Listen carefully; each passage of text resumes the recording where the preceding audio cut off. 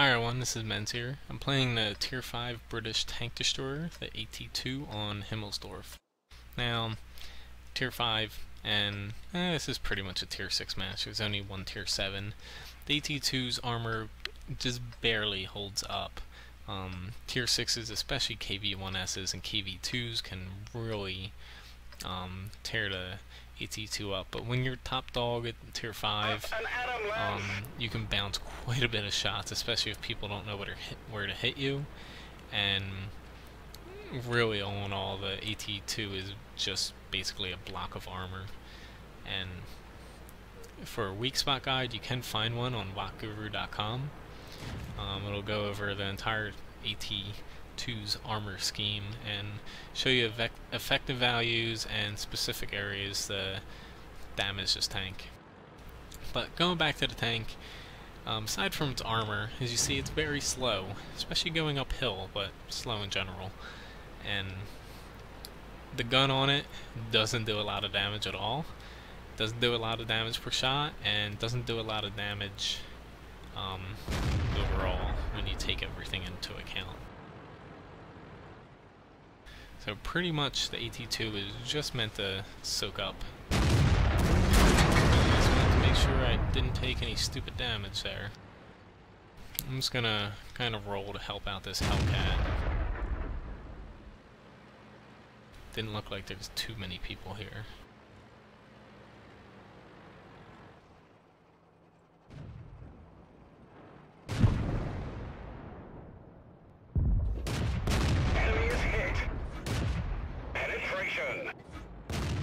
Knew that I could damage him.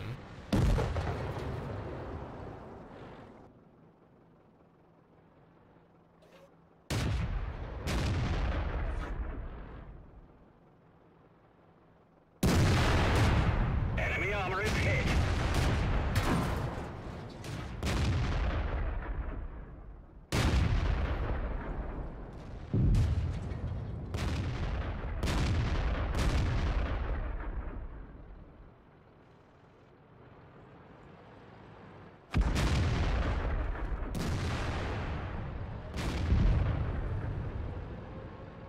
I just want to see if that M4 pops out again.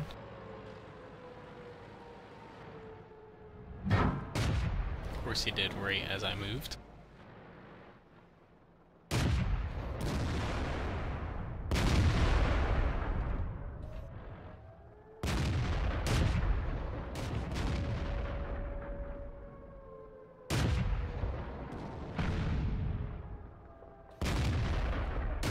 Enemy armor is damaged. Wait, and you shall be rewarded. We've damaged them. Enemy vehicle destroyed. Enemy armor is damaged.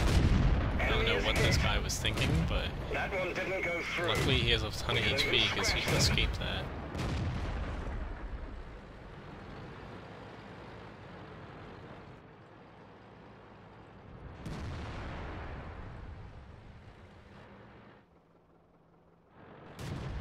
Now, I'm not going to help out if I continue to push with them. There's enough people to push over the hill.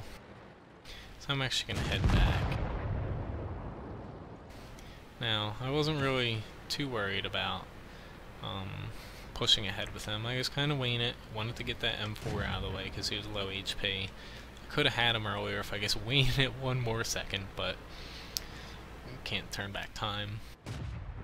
But as you see here, the AT2's gun is very good at things like that, where people are all showing your sides and the rear armor, but when it comes down to penetrating frontal armor, it's a different thing. It's not very good with its penetration, so you really have to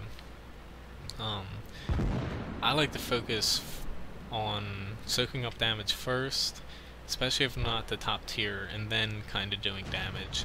Sometimes I will auto aim with this and just kind of keep my aiming circle on somebody and plink away at them until I get close enough to actually aim.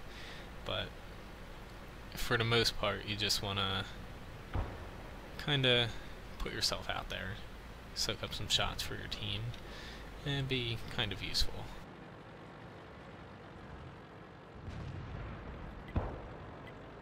Alright, dude, I'm gonna push right into him, so come up and help me.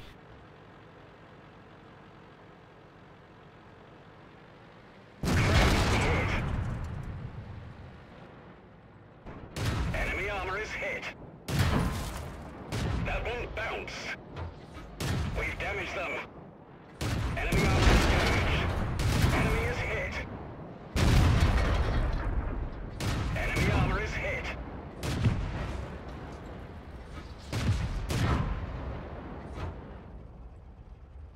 That one didn't. We done for. Everyone, get out. I definitely messed up and zoomed out there and missed that shot when I had a chance. But still won in the end, so what's it really matter? But as you see, the AT2, even though I did die there, you're capable of just kind of rushing into the same tier enemies and still kind of come out on top. Especially a backup. If I had no backup there, I wouldn't have rounded that corner. But overall, top 4 damage, which isn't too shabby considering the gun's not that great, and my armor blocked a little bit of damage, but definitely came out with a decent profit, even if you take out that reward money, which don't exactly know. Oh, it's credit boost, but I was like, that's kind of weird, a weird number for a mission reward. As you see here, I have a heavy spall liner, a rammer to improve the gun, and vents to improve the gun a little bit more. Spall liner helps because arty will shoot at you a lot, and you also get a lot of HE thrown your way from regular tanks. But the main downsides, as you see, low speed and that view range is terrible. So you definitely don't want to go out alone too much, only because you won't be able to see some enemies shooting at you. But for that, you can replace the vents if you'd like for coated optics, just to bring your view range to a just barely bad state instead of an absolutely terrible state. But I'd rather have the vents just to help out with that DPM just a little bit.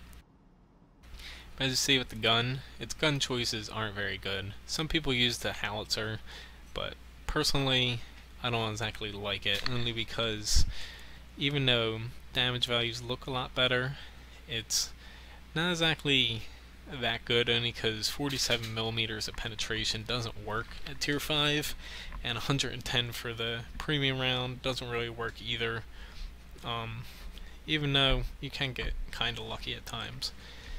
But I'd rather have the 6-pounder, only because you can work with 110 millimeters of penetration and 180 if you absolutely need it, but it is very expensive to shoot premium rounds with this because the damage is only 75 damage per shot. And as you'll see here, 2,400 credits for 75 damage just isn't worth it.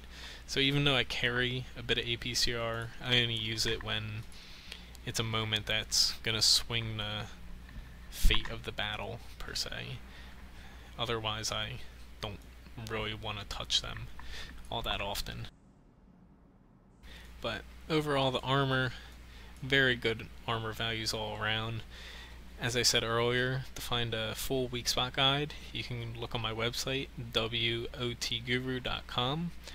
On there is a full breakdown of this tank and many others. But anyway, thanks for watching my video. Please subscribe to my YouTube channel, and remember to check out my website. Lots of useful stuff on there. Help you out.